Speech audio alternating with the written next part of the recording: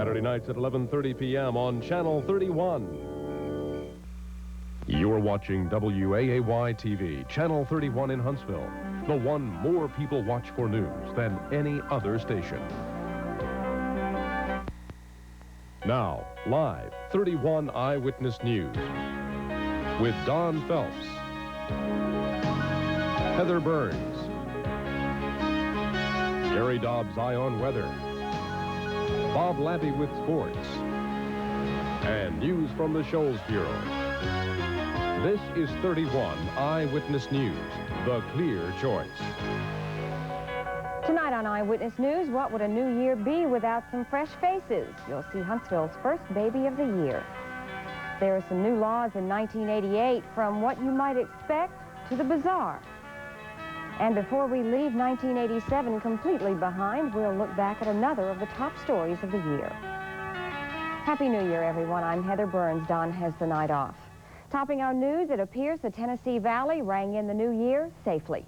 In Huntsville, police arrested 8 people for driving under the influence of alcohol. In the county, only one spent time in jail for DUI.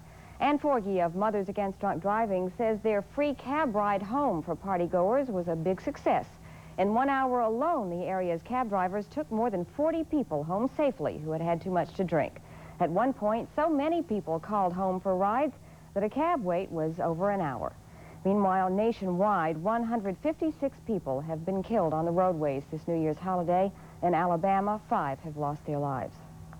At Huntsville Hospital, Kathy Stone of Newmarket celebrated the new year with a new addition to her family. At 3:54 this morning, Kathy became the proud mother of this bundle of joy. 8-pound, 8-ounce Justin Matthew became the area's first baby of 1988. Mom and baby are doing fine, and our best wishes go out to Kathy and her new child. Well, it's going to be a smokeless new year at the hospitals in Huntsville. Tonight, a no-smoking ban for hospital visitors is in effect.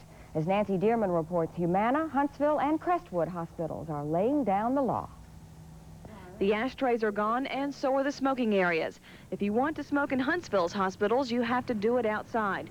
The warnings are posted, and the rules are out. If we do encounter someone who has lit up a cigarette, we'll walk up to them courteously and ask them politely if they would please extinguish the cigarette, and we'll even offer to take it and discard the cigarette for them.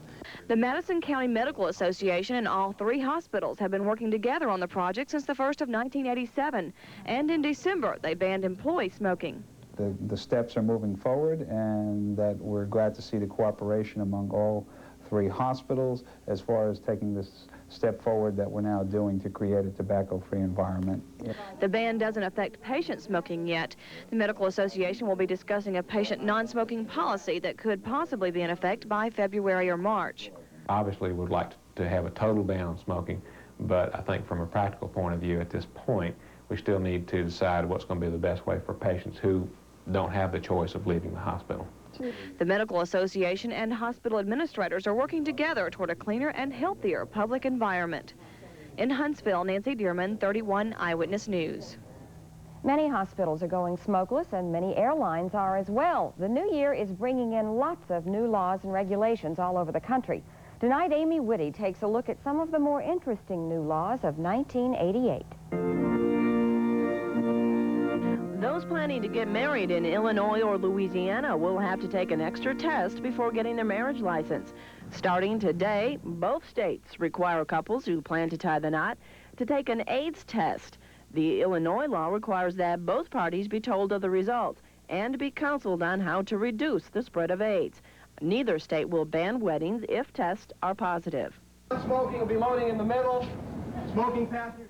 California will attempt to enforce a no-smoking rule on planes, trains, and buses that travel in-state, though some airlines and Amtrak insist that federal, not state law applies.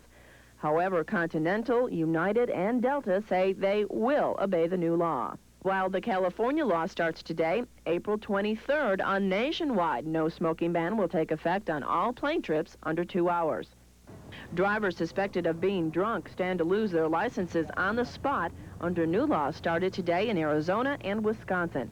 Arizona's anti-drunk driving law requires police to immediately confiscate the license of anyone who is arrested for having a blood alcohol content measuring 0.10 or over, or anyone who refuses to take a drunk driving test. Meanwhile, in South Carolina, officers can now request blood or urine tests from motorists charged with drunk driving. Officers say many times a person passes a breathalyzer test but are still in no condition to drive. Now they can test for drugs. One of the most interesting new laws of the year goes into effect at California nudist camps. During the cold winter months, those in the buff can now warm themselves with a hot toddy. The state is permitting alcohol sales in nudist camps.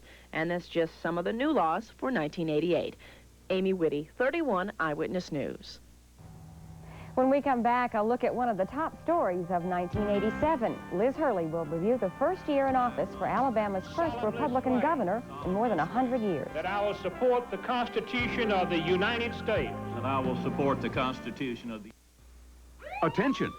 It's your Lincoln Mercury dealer's year-end sales alert. If you're shopping for a car, don't miss this sales alert. Your dealer has a great selection of Lincolns and Mercurys in stock. And now, when you buy a Mercury Cougar, you'll get $600 customer cash. Or buy a Mercury Sable and get $600 customer cash. Or get $400 customer cash on Mercury Tracer. Come in and make your best deal, and you could save even more. But you better hurry. Save. Your Lincoln Mercury sales alert ends soon. See your Lincoln Mercury dealer. Happy holidays. Be alert and drive safely. You don't need a reason, you don't need a special day. When you're missing someone, it feels so good to say, yeah. Hello everyone, you've got so much to tell. Hello everyone, South Central Bell. Isn't there someone special you'd like to call? Wheel Furs after Christmas clearance sale. Save up to 60%. It's Wheel's biggest sale of the year. Wheel Furs clearance sale. Entire stock up to 60% off. Wheel Furs, Ramada Inn, South Parkway, Huntsville. 1987 saw a definite change in Alabama's political climate. 1986 was a year when an ailing George Wallace left the governor's mansion after years of declining health. It was also the year that those who wanted to replace him were accused of playing dirty politics. The Democrats were left behind in the race, and a Republican emerged the victor. Many believe Governor Guy Hunt has restored faith in the system and has made himself a top story of 1987. Liz Hurley reports. I, Guy Hunt. I, Guy Hunt. Solemnly swear. Solemnly swear. That I will support the Constitution of the United States. That I will support the Constitution of the United States. And the Constitution of the State of Alabama. And the Constitution of the State of Alabama. So long History was made January 19th. For over 100 years, Alabama's head of state was a Democrat.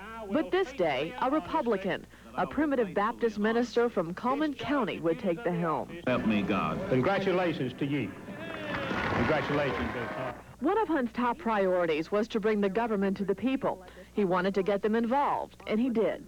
For the next 12 months, he and his staff traveled to small towns and big cities, answering questions and getting input on state operations. He was the first governor to do this, and he chose Huntsville as his first stop. It would be well that if people in Montgomery recognize that Huntsville existed up here. So we're back up here letting you know that we know how important Huntsville and Madison County and the Valley area is. Huntsville is important to Hunt. The economic condition of the city is vital to the state's health. Knowing this, he visited the Rocket City more than any other, over 20 times. He was here for space-related announcements and industrial ones, and traveled abroad to Japan, Taiwan, and Korea to drum up more business. The students who will be getting an education there cannot expect a good education as long as they're fussing and fighting. But Hunt's first year in North Alabama was not exactly all roses. To a certain faction on the Alabama A&M campus, he was not exactly a welcome visitor. From the beginning, he attended every Board of Trustee meeting. That's unprecedented by any governor. Hunt wanted to be involved in decisions, but some thought it was none of his business. In the winter of '87, he fired 5 trustee members, installed new ones, moved one trustee meeting to Montgomery in November, and was accused of protecting then-President Douglas Covington. Covington didn't survive at A&M, but it did make more people take a closer look at Governor Hunt, his steadfast ways, and his perseverance. By December, Governor Hutt was named one of the top 10 governors in the country. Liz Hurley, 31, Eyewitness News. Tonight at 10, our #1 story of 1987. Well, all of you football junkies, stay tuned. Bobby has highlights of today's bowl action, including a fight to the finish between Florida State and Nebraska. And Adrian is here with a chilly weekend forecast. Stay with us.